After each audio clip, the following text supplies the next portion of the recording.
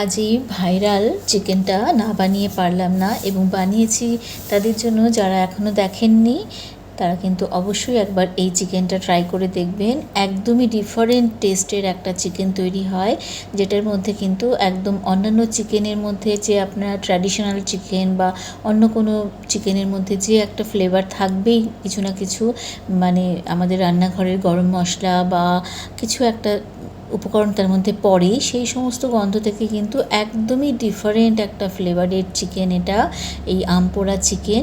এতটাই ভালো লেগেছে এটার ফ্লেভারটা এবং এটার চিকেনের টেক্সচারটা, এমন একটা জিনিস তৈরি হচ্ছে, এমন গ্রেভিটা এত সুন্দর হচ্ছে যে এটা না বানিয়ে এবং না শেয়ার করে পারলাম না বন্ধুরা। এর জন্য কিন্তু আমটাকে ভালো মতন পুড়িয়ে নিতে হবে। এই জন্য আমি প্রথমে আমের যেহেতু একটা ডাঁটি ছিল, সেই ডাঁটিটা ধরেই ব্যবহার করছিলাম, আমটাকে পোড়াচ্ছিলাম। দেখুন এইভাবে আমি আমটাকে একদম ডাইরেক্ট আগুনের মধ্যে দিয়ে, গ্যাসে দিয়ে, যাদের উনুন আছে তারা তো অবশ্যই খুব সুন্দরভাবে উনুনের আছে এটা পুড়িয়ে নিতে পারবেন।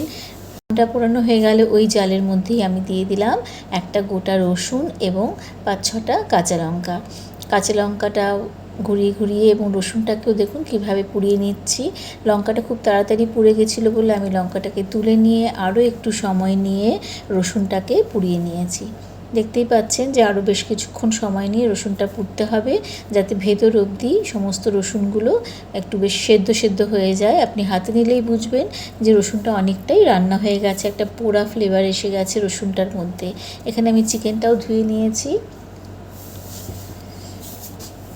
এখানে প্রায় 600-700 মতন চিকেন আছে, তার জন্য এই একটা আমই কিন্তু, এটা মোটামুটি একটা মাঝারি সাইজের আম, এটা কিন্তু যথেষ্টই এইটার মধ্যে যে টক ভাবটা আসবে এটার থেকে, সেটা কিন্তু এই পরিমাণ আমটা ওই মাংসের জন্য একদম ঠিক হয়েছে। এবার রসুনগুলো ছাড়িয়ে নিচ্ছি। রসুনগুলো ছাড়াতে গিয়ে কিন্তু পরিষ্কার বোঝা যাচ্ছে যে রসুনগুলোর ভেতরটা অবধি রান্না হয়ে গেছে। এবার দেখুন সব কটা রসুন ছাড়ানো হয়ে গেছে, আমটাও আমি চটকে তার কাতটাকে বার করে নিয়েছি। রসুনগুলো এবং পুড়িয়ে রাখা লঙ্কাগুলোকে আমি একটা হামানদিস্তায় দিয়ে একটু ক্রাশ করে নেব। একটু নুন দিয়ে আমি এটাকে বাটছি যাতে সহজে এটা বাটা হয়ে যায়, সেই জন্য নুনটা দিলে খুব সহজে বাটাটা হয়ে যায়। বেটে নেওয়ার পরে সমস্ত পুড়িয়ে রাখা উপকরণগুলো একসাথে চটকে মেখে নিচ্ছি।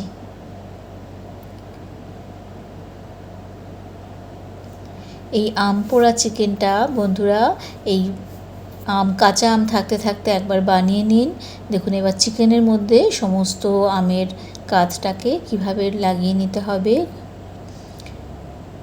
এর সঙ্গে আমি সামান্য কাঁচা সর্ষের তেল ব্যবহার করেছি, দিয়ে খুব ভালো করে আমি কিন্তু এই মাংসটার মধ্যে আমের কাতটা দিয়ে, খুব দেখতেই পাচ্ছেন খুব ভালো করে চটকে আমি কিন্তু মাখিয়েছি, যাতে চিকেনটার একদম ভেতর অবধি আমের কাতটা চলে যায় এবং এর যে পোড়া পোড়া গন্ধটা যেন সমস্ত চিকেনের মধ্যে ঢুকে যায়। এবার এটা ঢাকা দিয়ে প্রায় ঘন্টা 2 আমি রেখে দিয়েছিলাম। তারপর চলুন রান্নাটা কিভাবে করেছি সেটা আপনাদের সঙ্গে শেয়ার করব। এটা ঘন্টা 2 পরে আমি চলে এসেছি। সর্ষের তেল নিয়ে নিয়েছি পরিমাণ মতন, তাতে দিয়ে দিয়েছি 1/2 চামচ মতন চিনিটা দিয়েছি আমি কালারের জন্য, এবং টকের যে ব্যাপারটা আমি এখানে ব্যবহার করেছি কাঁচা আম, তার একটা ব্যালেন্স আসার জন্য কিন্তু এই চিনিটা আমি অবশ্যই ব্যবহার করব, ঠিক করে নিয়েছিলাম। এই রান্না অনেকেই করেছেন, কিন্তু এক একজনের মতো করেছেন। এই ছোট ছোট জিনিসগুলো যে যার মতন রান্নায় অ্যাড করেন, সেরকম আমিও এরকম কিছু অ্যাড করে থাকি। এবার দেখুন মানে পেঁয়াজটাকে বেশ একটু লালচে করে ভেজে নিয়েছি। তারপরে দিয়ে দিচ্ছি আদা রসুন বাটাটা দিয়েও বেশ কিছুক্ষণ ভেজে নেব, যতক্ষণ না পর্যন্ত আদা রসুনের যে কাঁচা ভাবটা থাকবে সেটাকে চলে যাওয়া অবধি আমি এটা ভেজে নিচ্ছি। এরপরে অ্যাড করে দিচ্ছি মেখে রাখা চিকেনটা। অলরেডি কিন্তু একটা অন্য রকমের গন্ধ বেরোচ্ছে চিকেনটা থেকে। যে সমস্ত চিকেন রান্না আপনারা করেছেন অলরেডি, সেগুলোর সঙ্গে কিন্তু এই চিকেন রান্নাটার ফ্লেভারটা একদমই ডিফারেন্ট বন্ধুরা, অবশ্যই একবার ট্রাই করে দেখুন, নাহলে এই ভাইরাল রেসিপিটা থেকে মিস করে যাবেন। দেখুন খুব ভালো করে পেঁয়াজের সাথে মাখিয়ে নিয়ে আমি এটা একটু ফ্লেমটা বাড়িয়ে দিয়ে মিনিট 5 মতন রান্না করতে দিয়েছি। এবং এই ফাঁকে আমি 2 দারচিনি, 2 এলাচ এবং একটু লবঙ্গ দিয়ে 1 কাপ মতন 1.5 কাপ মতন জল আমি গরম বসিয়ে দিয়েছি। এদিকে অনেকটা রান্নাটা মিনিট 5 হয়ে গেছে, আর এটাও মোটামুটি একটু গরম হতে শুরু করেছে এবং ফুটতে শুরু করেছে। ফুটে গেলে ভালো মতন ফোটার পরে আমি এটা নামিয়ে ছেঁকে রেখে দেব। আর এদিকে এটা চিকেনটাও কিন্তু বেশ অনেকটা রান্না হয়ে আসছে। এবার ফ্লেমটাকে কমিয়ে দিয়েছি, দিয়ে যে সমস্ত গুঁড়ো মশলাগুলো আমি ব্যবহার করব এবার সেটা ব্যবহার করতে হবে। অলরেডি চিকেনে দেখুন যেহেতু একটু বাড়িয়ে রান্না করেছি, চিকেনের গায়ে একটু রং ধরে গেছে। এবার আন্দাজ মতন হলুদ দিয়ে দিন, ধনে গুঁড়ো, জিরে গুঁড়ো সব কিছুই আমি ছোটো চামচের 1 চামচ করে দিয়েছি।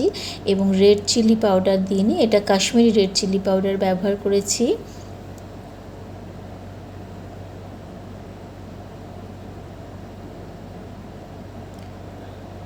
সমস্ত কিছু দিয়ে এবং সামান্য একটু ওই ফুটিয়ে রাখা জল থেকে খুব সামান্য একটু জল আমি এখানে ব্যবহার করেছি, যেহেতু পুরো মশলাগুলো ব্যবহার করেছি।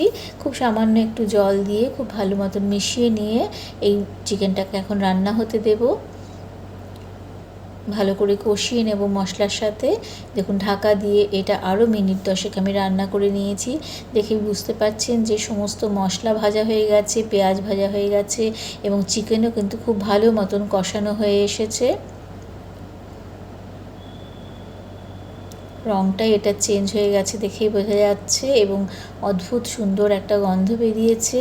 এই অবস্থায় আমি আরও 2 কাঁচা লঙ্কা অ্যাড করে দিয়েছি।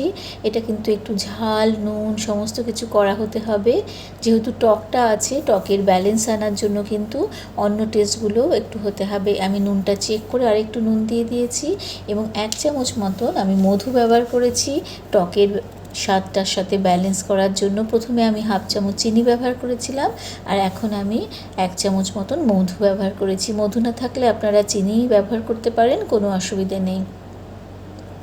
এরপর ফুটিয়ে রাখা গরম মশলা দিয়ে ফুটিয়ে রাখা জলটা ধীরে ধীরে অল্প অল্প করে দিয়ে আমি রান্নাটা শেষ করব। দেখুন এখন কিছুটা জল দিলাম, দিয়ে ভালো মতন মিশিয়ে দিচ্ছি।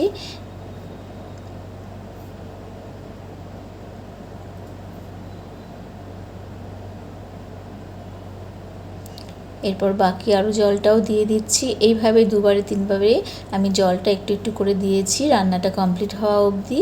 সমস্ত প্রায় 1.5 কাপ মতন জল আমি ব্যবহার করেছি। রান্নাটা আমার কমপ্লিট হয়ে এসেছে।